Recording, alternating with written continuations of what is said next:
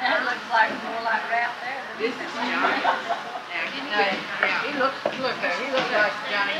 Our Johnny. But Dan looked the most like the Gallinghouse brother. But when you turn it like this, Gearlinghouse disease, you can see that the light just went out.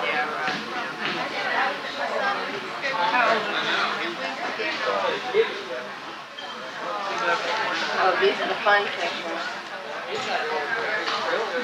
That's Walter's first marriage. The one that didn't work. Look at the Elvis Presley. That's 1976. I think we all had it.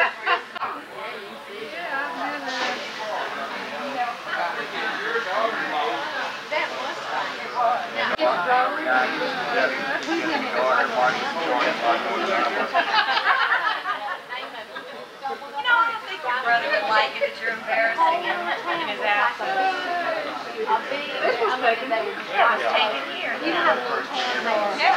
Well, they don't have one. I have a front salt and then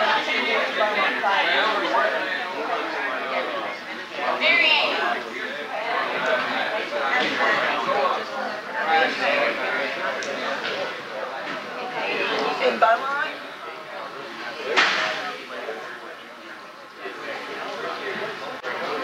Oh, really?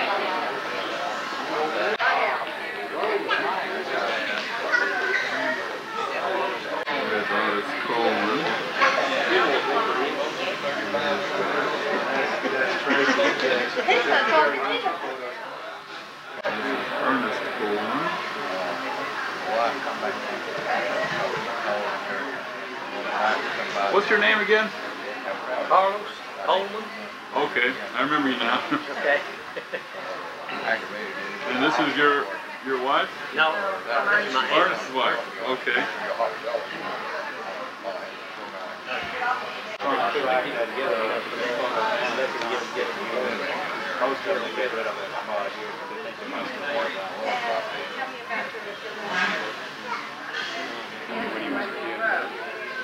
Pretty amazing for somebody to hold it up. I forgot all my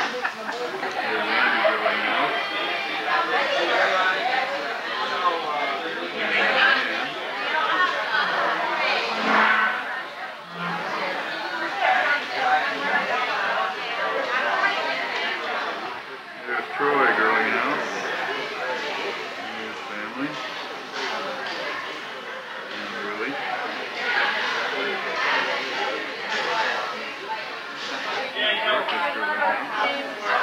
building we're getting ready to move into, so we've got a lot of things going on. No boring times ahead. But it's always something needs scheduled that James got to do. And you work?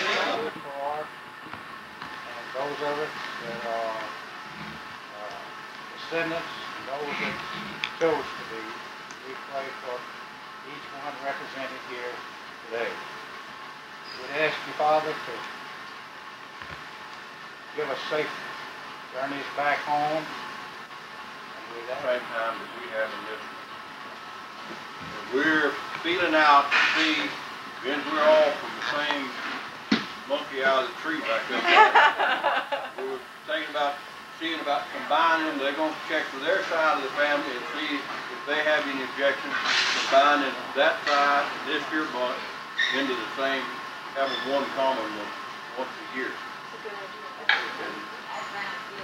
See how many y'all think about it and do it.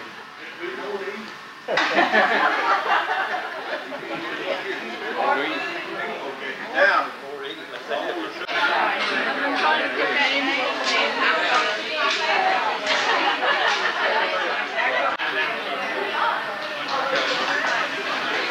That's Carl, Judge's son.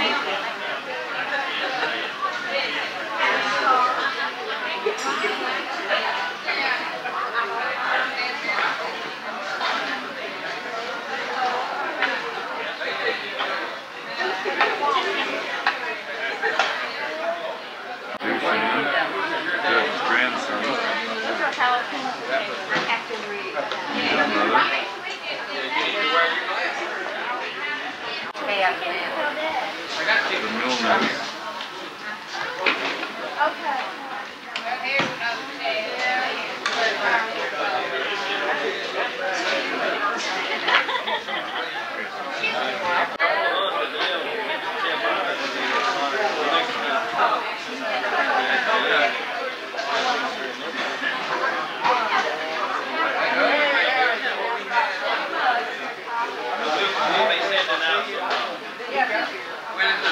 When we ate up in Amish.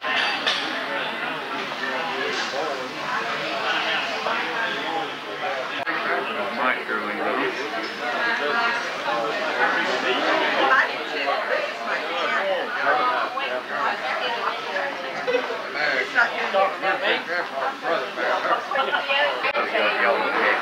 We're very happy.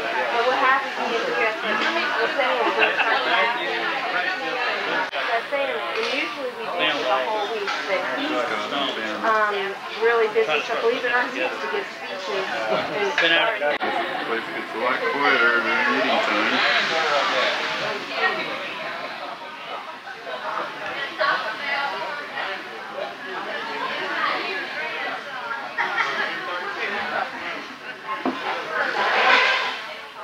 She's well aware of that, and I'm sure we'll stop on. Huh? They're not good. I prefer to find some coffee. Got a coffee spot already located. I'm not bad, really. Thank you.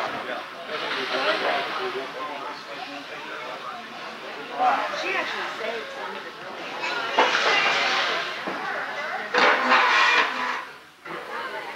Oh, really?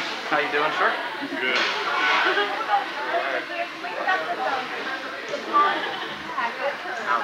Curly hair. It's gonna innovate. How you doing? What you got? I got more than I need. I just like you never admit that.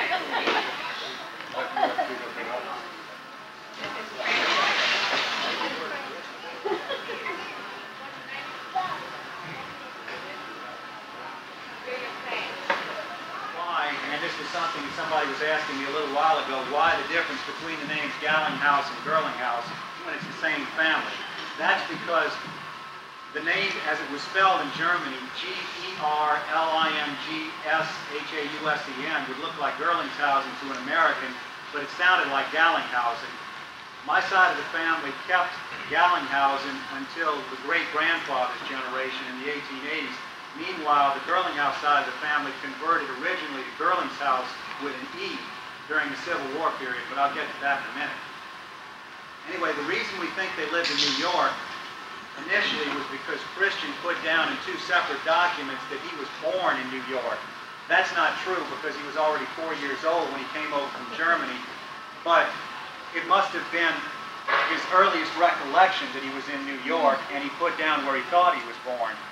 So we're researching New York records now, and Manifest was known as Pisgah. In fact, the Pisgah Baptist Church is still there.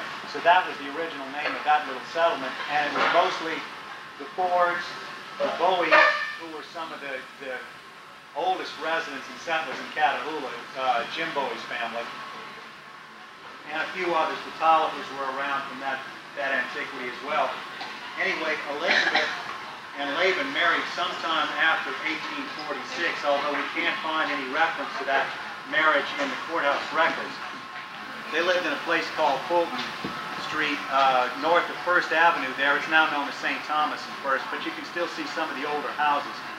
Christian moved there as well, and about 1857, November of 1857, Christian married for the first time a lady named Catherine Sophia Young. She was a good deal younger than Christian was. By that time, Christian was about 24. Catherine was about 17. She was the daughter of Frederick Young, and he was spelling his name Y-O-U-N-G by that time, but his actual name was J-U-N-G.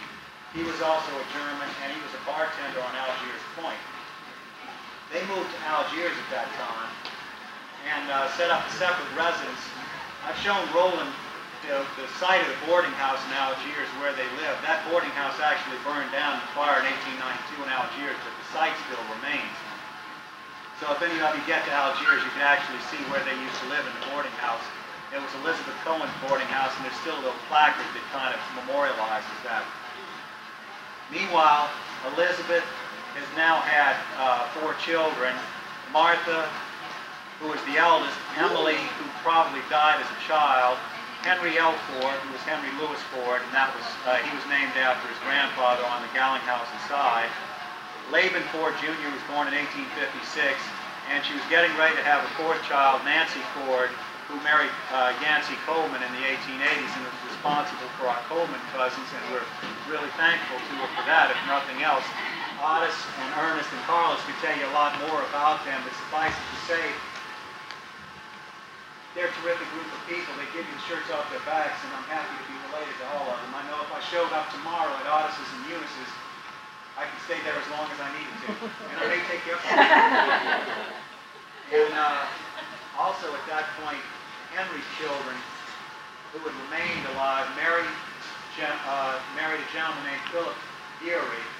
That was G-U-I-L-L-O-R-Y, and their ancestors stayed around the Melville area. In fact, one, Philip Geary, now spelling it G-E-A-R-Y, is still alive. He's 88, and we visited with him in Melville Thursday. A delightful gentleman.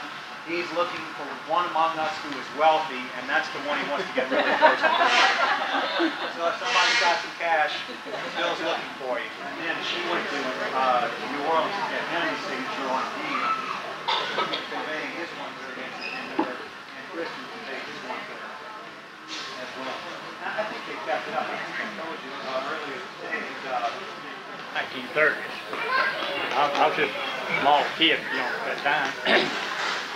And she'd been sick for, probably a couple of months, been in the bedridden. This was Nancy Ford. Nancy Ford Coleman. But anyhow, my dad down at that time, we were setting up with, around the clock. And this was somewhere along about 2 o'clock in the morning. And she hadn't moved for about 2 days and nights. And so all of a sudden, it was probably 6, 8 people, in the room I was setting up. It must have been about 2 o'clock in the morning, and she reared up in the bed. And passed her hands like that and said, "Oh, I see Jesus. Oh, I see Jesus." And just lay over back on the pillar, and that was it. He called her right then, huh? I've heard that so many times. That's the only person. Not that story, yeah. How people go that way. It makes, That gives us all... That should do something to a person. Right. So that reassures us. That does. Him being just a kid, He still remembers. I still remember. That's right. Some things stick with you, some things won't.